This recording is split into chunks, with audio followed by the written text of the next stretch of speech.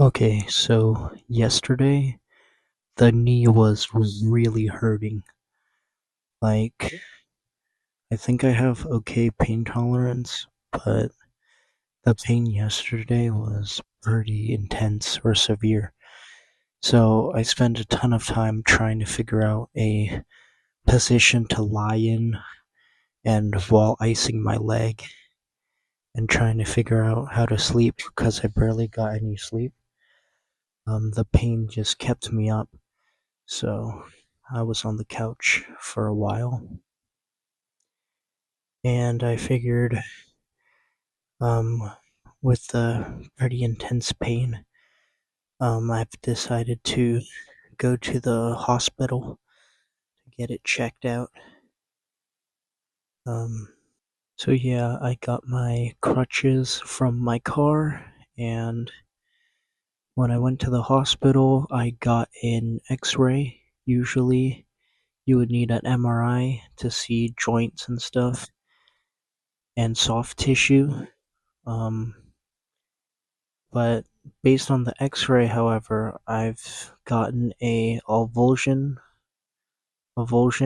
fracture, and I believe it to be PCL from the research I got on the internet. I tried to do some more rehab work, trying to get some blood flow, which I think I regret just slightly, or an adjustment I have to make is due to the avulsion fracture.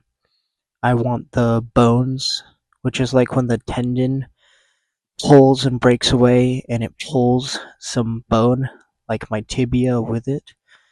So I want to be pretty much immobile and weightless for 4 to 6 weeks or so. I should keep this leg completely braced and straight without putting weight on it as much as possible, I guess. Ideally, no weight, for to see if I can hopefully get this bone to heal back. So I shouldn't have been doing those knee bending exercises earlier, and to train some upper body, I did some push-ups. Probably ideally though, this isn't the safest move.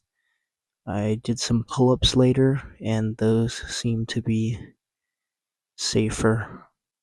I guess like a word of caution, if you were to follow like knees over toes style work, you would want to know what kind of injury you have before beginning.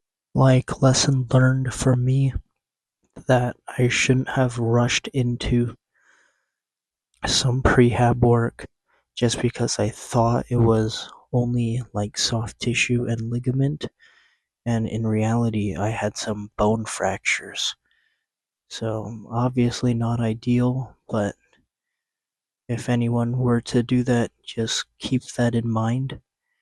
I think after the 4 to 6 weeks, when my bone has hopefully healed, then we can start like traditional rehab style work. Um, it worries me though, cause that past injury I had in June, I believe, it's likely that that could have caused the the fracture, and the injury this time just made it worse.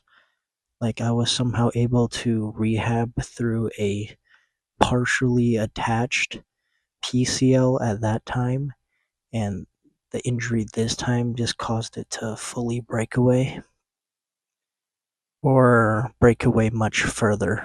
It's hard to say. But for now, before I consider trying to get an MRI or things like that, since my insurance isn't going through, I'm just gonna focus on some upper body work. I kind of feel dumb about doing those knee bending and uh, that kind of work that I did, but it is what it is. Um, what's done is already done, and I just need to try to keep it weightless, and try to recover. at least as a waitlist to the best of my ability. I got a plasma donation done, and after that, I was eating some oats and yogurt, like in my car, and we got some of these pork and rice. I had some beans with it later. I like those freezer cube things. I think meal prepping with them is pretty convenient. So if anyone wants a video on that, ate a pizza and yeah, like the beans I was talking about earlier, and used some of that money for some supplements. Hopefully, we can try to use this to recover more.